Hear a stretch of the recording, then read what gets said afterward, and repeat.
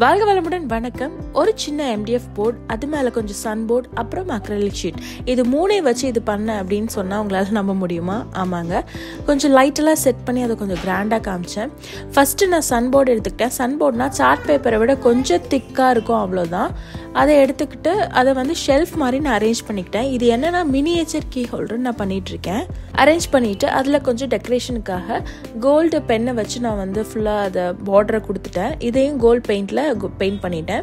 அதுக்கப்புறம் light setting வந்து எனக்கு கடைசியாக தான் தோணுச்சு, அதனால நான் அதை ஷூட் பண்ண முடியல. ஒன்றும் இல்லைங்க, நம்ம வந்து யூஸ்வலாக யூஸ் பண்ணுற ஃபேரி லைட்டை தான் நான் வந்து க்ளூகன் வச்சு ஃபிக்ஸ் பண்ணிட்டேன். அதுக்கப்புறம் அந்த லைட் மேலே ஃபெவிகோல் போட்டேன். ஏன்னா அந்த லைட் வந்து விசிபிளாக வெளியே தெரியுது இல்லையா, ஸோ அதை வந்து கவர் பண்ணுறதுக்காக லைட்டாக ஒயிட் க்ளூ யூஸ் பண்ணிக்கிட்டேன். நார்மல் ஃபெவிகோல் தான், அதை யூஸ் பண்ணி ஃபுல்லாக ஸ்ப்ரெட் பண்ணி விட்டுக்கிட்டேன்.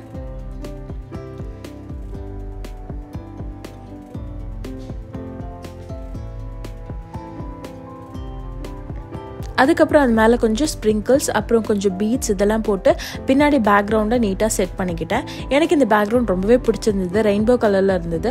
அதுக்கப்புறம் அப்படின்னு சொல்லிட்டு ஒரு மினியேச்சர் ஸ்டாண்டும் பிரகதீஷ் அப்படின்ற என் பையனோட பேரையும் அந்த ஸ்டாண்டில் எழுதி ரெடி பண்ணி வச்சுக்கிட்டேன்.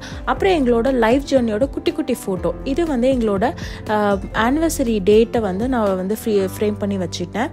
அதாவது 2016 ஃபெப்ரவரி கேலண்டர், அதை வந்து ஃப்ரேம் பண்ணி வச்சுக்கிட்டேன். அதுக்கப்புறம் இந்த மாதிரி குட்டி குட்டி இதுக்கெல்லாமே நான் பீட்ஸ் யூஸ் பண்ணேன்.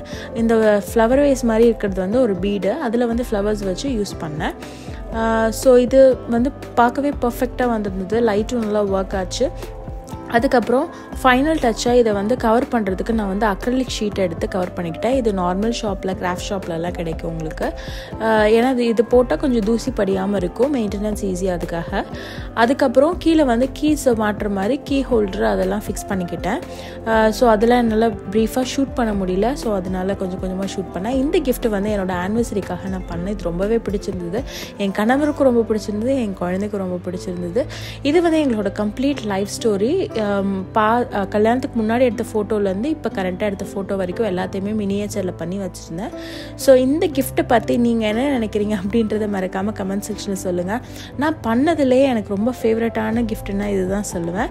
என் குழந்தைக்கும் இது ரொம்ப பிடிச்சிருந்தது, அவன் ரொம்ப எக்ஸைட்டடாக இதை வந்து ஓப்பன் பண்ணி பார்த்து ரொம்ப பிடிச்சிருந்தது அப்படின்னு சொன்னான். ஸோ இந்த வீடியோ பற்றி நீங்கள் என்ன நினைக்கிறீங்க அப்படின்றத கமெண்ட் செக்ஷனில் சொல்லுங்கள். வீடியோ பிடிச்சிருந்தா மறக்காமல் like, share and subscribe. Thanks for வாட்சிங்.